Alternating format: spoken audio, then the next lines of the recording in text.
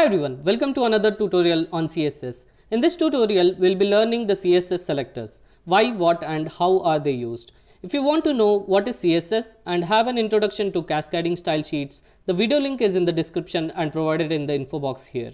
You can also learn HTML with us on our YouTube channel. Now let's get started with CSS selectors. So what are CSS selectors? A CSS selector selects the HTML element you want to style. Basically, CSS selectors are used to find or select and target the HTML element you want to style. You can target any HTML on the page and add desired CSS properties to it, so it looks beautiful. There are different ways to target HTML elements, so let's learn one by one.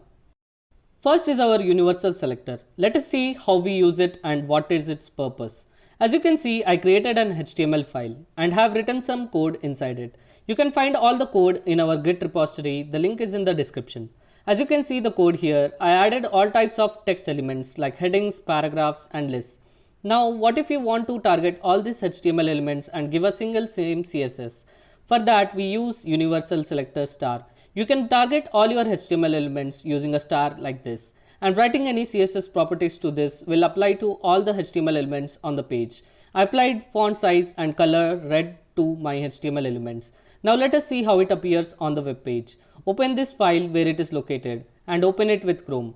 Bingo! It had applied the color red to all my HTML elements.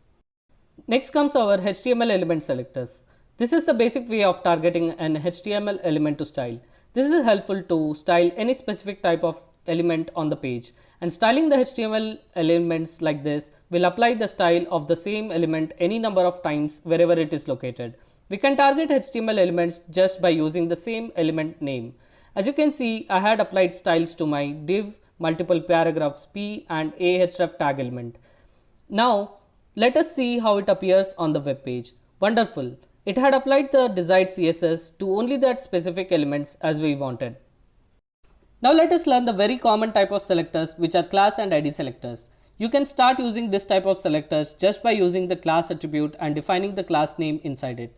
And you can target the element with its class names, but with a dot before it, and it should apply the CSS to this class wherever you used. Similarly, using the ID attribute and defining the ID inside it, you can target this elements with its ID name with a hash before it, and it should apply the CSS to this specific elements only, as you should not use duplicate IDs for your ID attribute, whereas for the class you can reuse the class name again and again.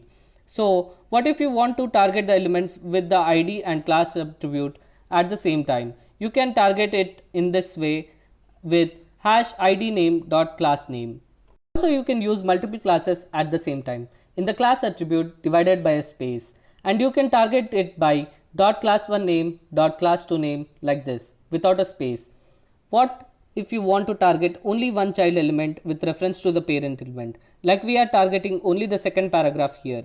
You can do it like this: dot parent class name space dot child class name. Note, when you give space it means it is the child element. When you don't give a space it means it is just a sibling element. If you want to target multiple child elements with reference to the parent element, like we are targeting both the paragraph elements here, you can do it something like this: dot parent class name space dot child class 1 name separated by a comma, dot parent class name space dot child 2 class name. Now let us see how it appears on the web page. Wonderful! It had applied the desired CSS just the way we wanted. If you still have any doubts, you can find the code in our Git repository. The link is in the description. You can execute it on your machine and play with it. Now let us see what are element state selectors. This type of styling is done for defining the element state to the web users. The state is nothing but the behavior of the user or browser on the specific element. Like we used an ahref tag and defined some state CSS to it, like active, which means this is the active link on the browser, and hover, which will apply only when you move your mouse over this element, and finally the focus state. It applies when you focus it on the tab button click. Now let us see how it will appear on our web browser. Bingo! It changes the styling based on my interaction with this element. If you had understood all these selectors which we had learned here, then it is more than enough to get started. However, we have some more different types of selectors in CSS, but are rarely used. You can read through them in our blog post. The link is in the description. Please hit the subscribe button if you had understood everything. Thank you.